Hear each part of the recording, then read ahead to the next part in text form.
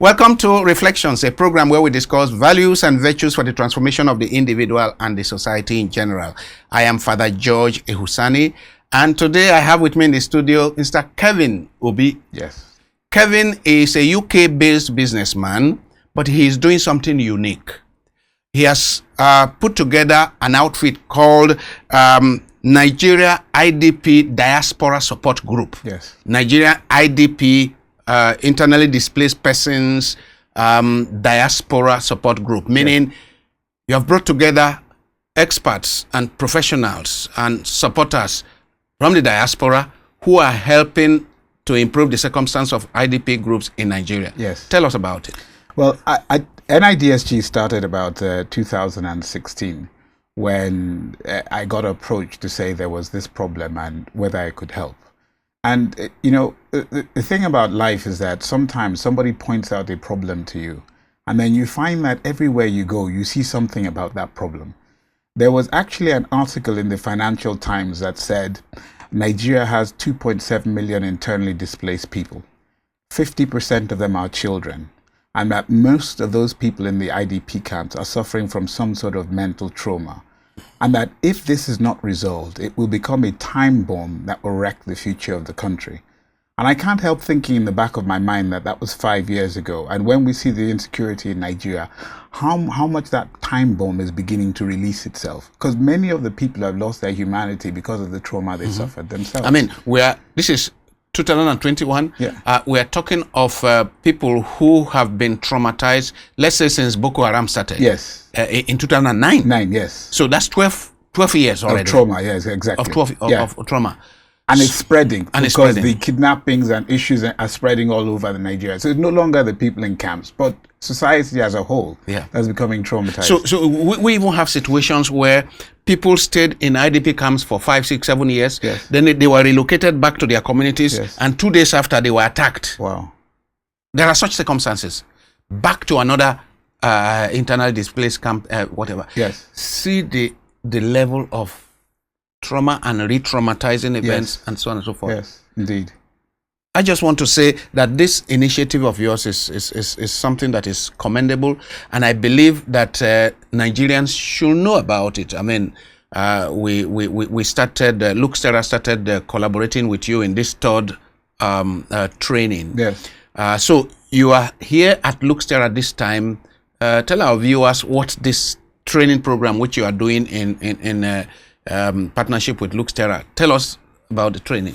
In effect, what we do is that we spend time looking for people who, our theme in this program is about empowering local people to address trauma issues in IDP communities. So what we do is that we look for local people, faith organizations, community organizations, people in IDP camps who are already providing counseling on their own. Yeah. And indeed, and some government organizations. So for example, we have representatives from Kaduna State and Niger State here. And what we then do is that over 4 days, 3 or 4 days, we upskill them in the art and the science of mental health and psychosocial trauma support. And through that, over those 4 days, they become mental trauma counselors. And then what we have is that we set up a remote monitoring group to give them ongoing support. Because if you're dealing with trauma, you're counseling people of trauma, inevitably you will suffer trauma yourself. So part of the activity of training trauma counselors is providing self-care and support to them. So over the past three days, we split the groups into 3 cohorts. The first group are adult mental health trauma counselors focused on adults. The second group are child art therapy trauma counselors.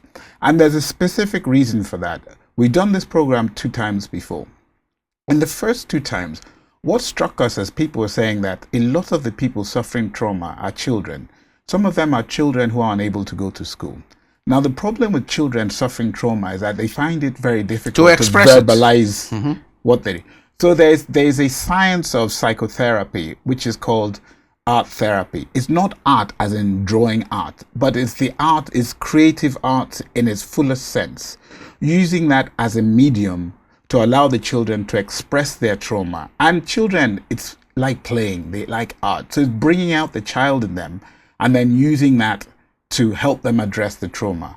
And then the third thing is this, is that we know that the problem is so wide scale. Nigeria only has about 250 psychiatrists and very few qualified psychologists and psychotherapists. So we know the only way to address the trauma issue, not only in IDPs or in our wider community, is to train people who can then go off and train others. So we've designed our program in a modular form that if you find a lot of the people now doing the train the trainer program today are doctors and nurses and people who have experience. If you find the right people, you can give them the tools and the support to go off and train hundreds more. And that's how we build the capacity to address the problem we have in As Nigeria. you know, I mean, Terra has done this for about 6 years now. Yes. And also directly doctors and nurses and psychologists and social workers. I Yes. mean, we began with social workers across the various states of the Yes. north.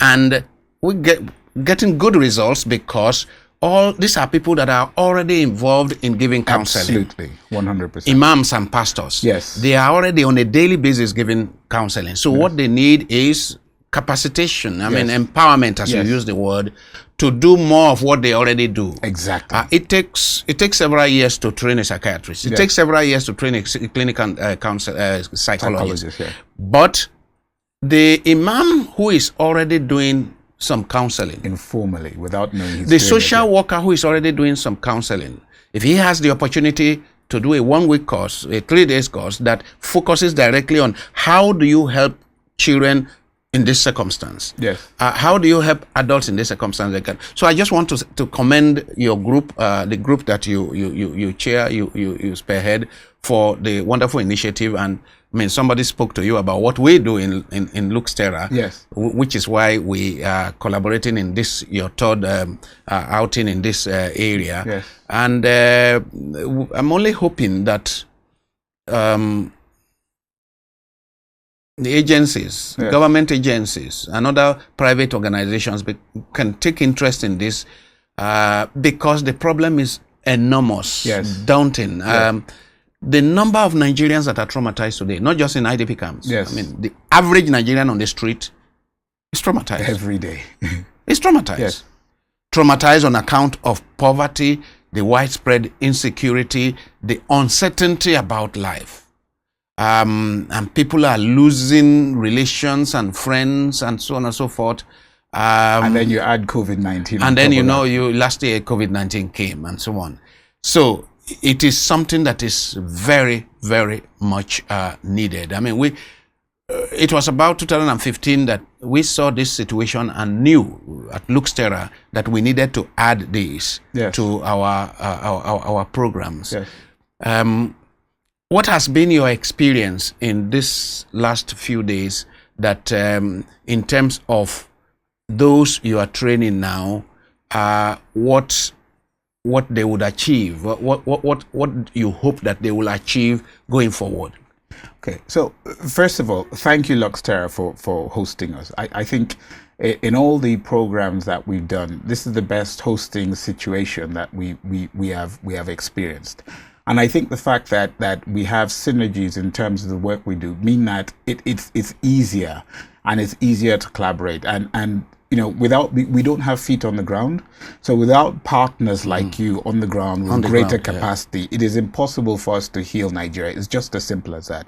So I think finding Terra and our connection was a godsend. And you know, there are some things that happen that reinforce your faith.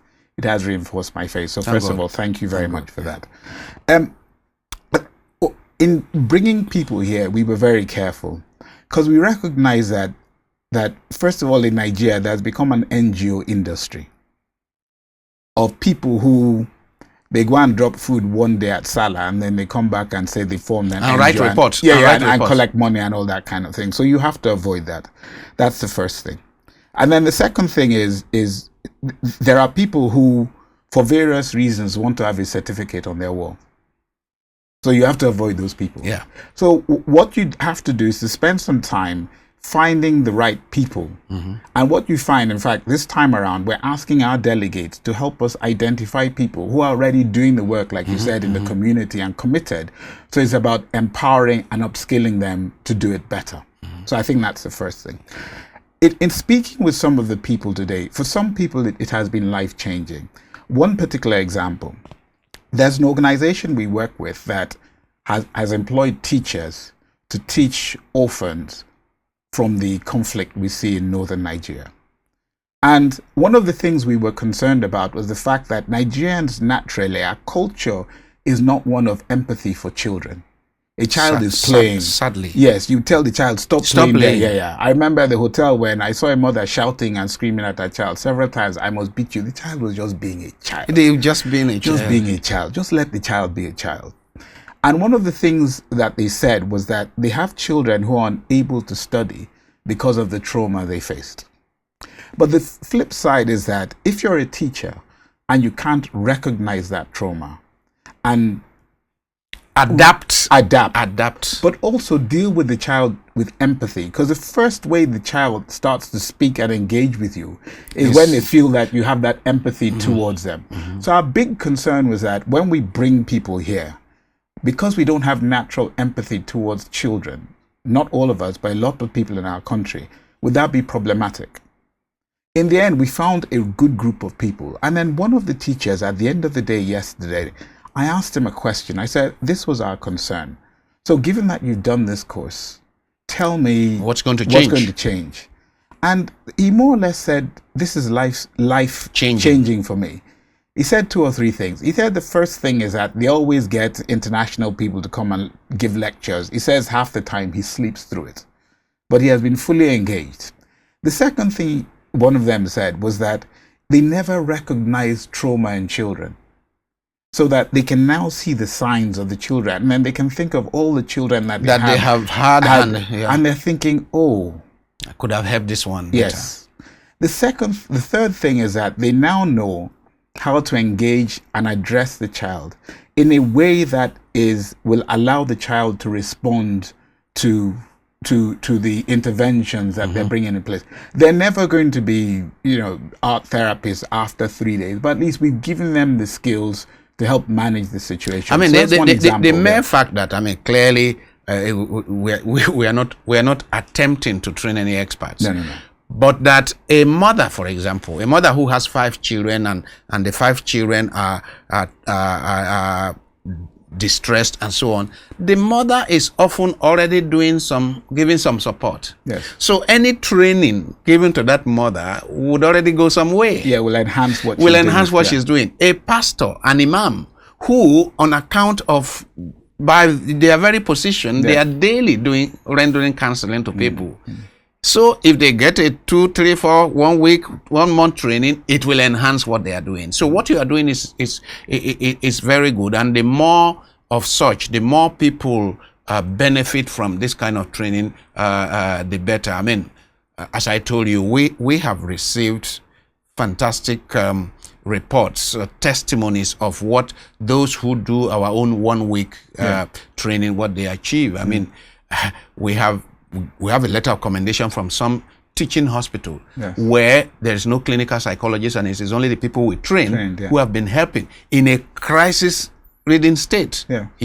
So definitely once I got to see what you are doing, I knew that, this is a welcome addition to what we are doing at Terra, because the problem is overwhelming. Now let's after congratulating you for what you are doing and your team, it involved Dr.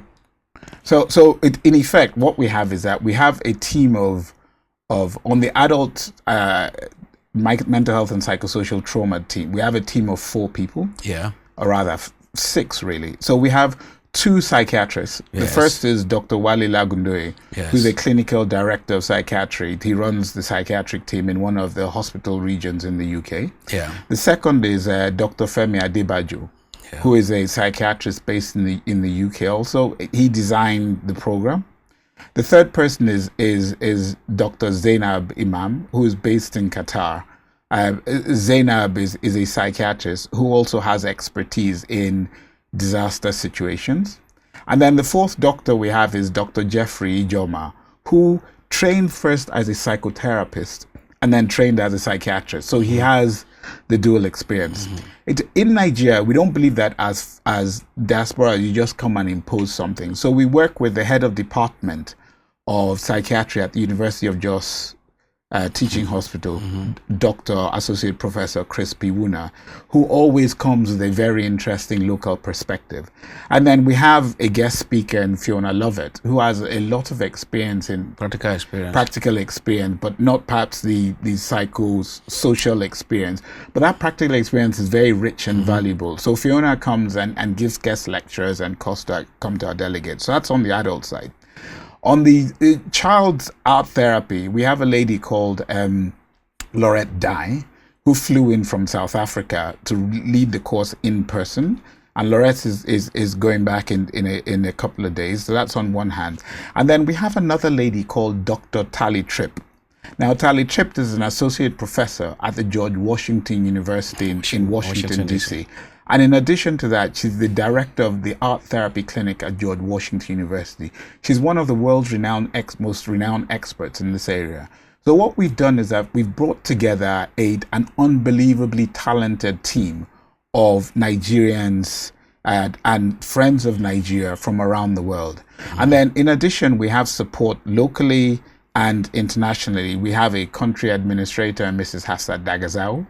And in addition, we have our charity secretary in the UK who does so much for us remotely. So I think the thing that we've realized, it requires a significant team and significant time. If we think about this, from recruiting the art therapists to raising funds to everything, is 18 months in the making. So we thank God for his message. Thank God and for the efforts. And like I said, if we had 20 groups like your own, it will still not be enough. Yes. Nevertheless, a drop in the ocean. Yes. It's as more drops come, then. So, how do you see what's going on in this country? I know that it is better to light a candle than to cause the darkness. So what you are doing is you're lighting candles. Yes. But what do you see in terms of the continued violence? You live in the UK. Yes. So you have an idea how a society could be better organized than our own. Yes. Where do you see we are going? Well, I don't know where we're going, but I the last 3 or 4 days have reinforced my sense of where we are. So in the program this morning, in fact, just less than an hour ago, a lady was talking about a child trafficker in their midst, who. And I was a little bit astounded by that. When you hear some of the testimonies of some of the people here, and the breadth of coverage that we have of, across, northeast, north central, the middle belt. When we started, it wasn't like that. So I can't help thinking that, and it's the point we made earlier about sort of trauma being widespread, more widespread than it has been before. I think the fact that there's increased insecurity everywhere is a simple fact, and most Nigerians can testify to that. I do think, you add the economic difficulties we faced, you add COVID-19. You add the fact that our political system is perhaps not as developed as most countries. As Nigerians in diaspora, we worry for Nigeria and for our family here. It always is a big source of worry. And it's surprising how when we always get together, we always talk about Nigeria's problems. Yeah. But our charity has a motto, which is brighten the corner you're in. So all we're trying to do is brighten the corner you're in. Exactly. I'm interested in what the people in the diaspora, our brothers and sisters in diaspora, think. When you began your schooling in Nigeria, you went to Government College Ibadan? Yes, I did. And then university? Yes, I did. Which university? I went to University of Benin. University of Benin and so on. So you left thereafter? Yes. Now, when you were going, did you hope, I believe, that Nigeria would get better and you would return to this country? I have a sense of adventure. I travel a lot.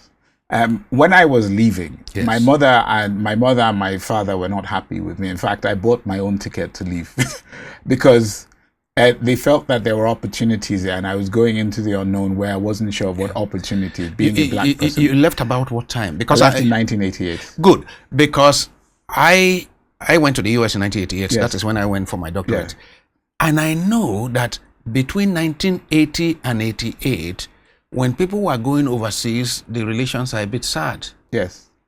But today, they would fast. They would fast and do novenas and pray for their relation to be able to leave. To yes. leave. Yes. So there's a big difference. Yes. Certainly with that example of my parents. Yes, your parents were sad. But today your parents will go and do Thanksgiving for their son going out. Yes. That's how much we have gone down in terms of what are the aspirations and the hopes of a better Nigeria. Yes. And I know that our brothers and sisters who are in the diaspora are talking about Nigeria perhaps more than we are talking about Nigeria, meaning every day. Yes. They are watching the news because they know things should be better. Yes. And could be better. Yes. And I'm just looking, I see the passion with which you put this together and you are executing this. And I'm saying, what do you have to tell the elite in this country? If you had opportunity to face economic and political elite of Nigeria and you are given 3 minutes, what would you tell them? Well, the first thing I would say, let's take the political elite first of all, which is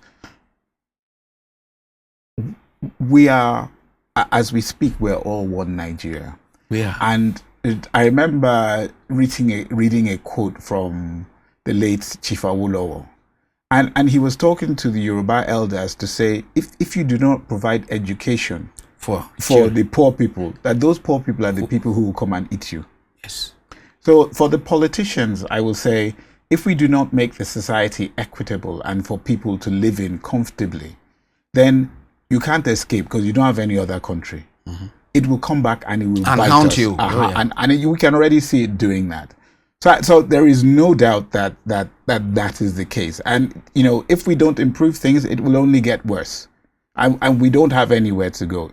So that's the first thing. The sad part is that now you find a lot of the elite in Nigeria buying passports for places like Belize and some of these islands. Exactly. So I think that's unfortunate, but, you know, that's life. So that would be the first thing. For the business and financial elite, what I would say is this, is that you have to ask yourself, you know, how many bottles of champagne can you drink? You know, and as you get older, you can't even take those drinks. Exactly. So the question, and this is something that struck me when my father died. When my father died, a lot of people came and told me what he had done for them, how he had changed their lives. So the question I ask you is that the day you pass away, what will people say about you? So think about that, and then think about the time you're here. How will you make a difference? It can't just be like the people around you. You know, your interaction with people has to be something that they leave feeling better. You know, in the Bible, it's about something around leaving your fragrance.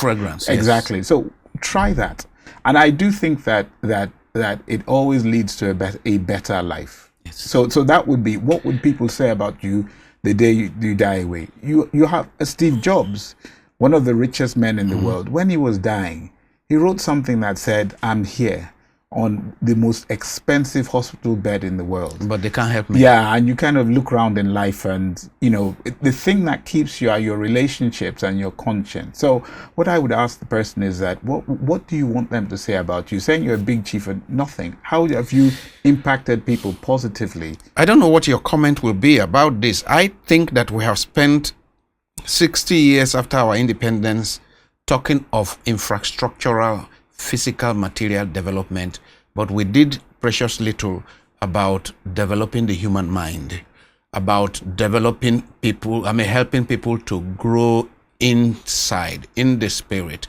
to grow, to recognize, for example, that society grows when leaders plant trees under whose shade they know they will not see it. Yes. These more lasting values, I don't think we have had leaders that have helped to nurture those values in this society. And whenever they are talking of leadership, they are talking about, building bridges and building roads and so on. And I have constantly said to people, if you do not build the mind of people, if you do not raise human beings who have compassion, and who have a desire and orientation to serve, all those infrastructures can be blown up one day. Yes.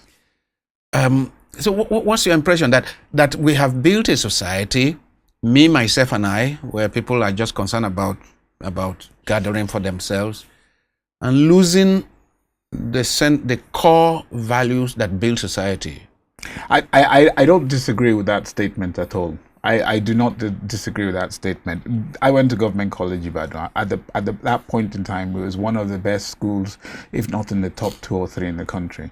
The education I got there is what's keeping me now and many people I know from different walks of life in the top tiers of any profession or vocation they choose in the best places in the world. So we benefited from it. And actually part of the reason why we come here is that many of us have benefited for a system that cost us nothing but yet gave us so much. So I think that is a personal view. I think I agree with you on the point made, though, that our society, values in our society have been eroded. Yeah. Now, the thing that there's a need to develop the mind. When you look at countries like Malaysia, the investment they made in human capital has paid off, go to those countries, immensely. In Nigeria, unfortunately, the investment that was made in the 70s and 80s in human capital has actually flown. There's a statistic I read somewhere that over 70% of black doctors in the US, either Nigerian or of Nigerian origin. 70% of black doctors in the US.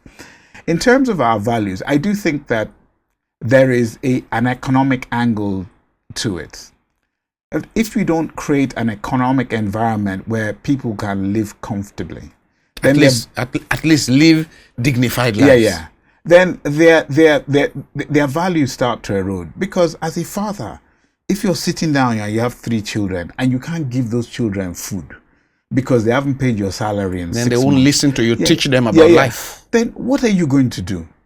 So I recognize our values have eroded, and in somewhat it's sad, but in some things, sometimes I ask myself, what would I do if I were in this person's shoes? And I can't conclusively say that I will do the right thing, because my instinct to feed my family is greater than would be greater than my instinct to do the right thing when my children are looking at me and dying of hunger, or they can't go to school or something else. So I do think that there's an economic argument which goes with values. I mean, I'll tell you a typical statistic. If you look at economic development, if you look at economic growth, for a country to actually stay the same, economic growth has to be higher than their population growth. Yeah. If it's not the case, you're just putting more and more people in poverty. Yeah. And that's why our country today has more poor people than any other country in the world, including India. Per capita, yes. But when you look at relative terms, since 1980, in relative terms to the population, our economy has been going backward. So that gap has been getting bigger and bigger. So it is impossible for us to develop unless we start to address that There gap. has to be a radical shift in the way we do things. I mean, clearly we cannot continue like this. I've been speaking with Mr. Kevin Obi, a businessman, UK-based, but who has taken on this very, very laudable project, IDP support group, that he chairs and mobilizes human and material support to come here each year and train people who are helping on the ground at the grassroots. I think what you are doing is very commendable, and I ask God to bless you and your family and your friends.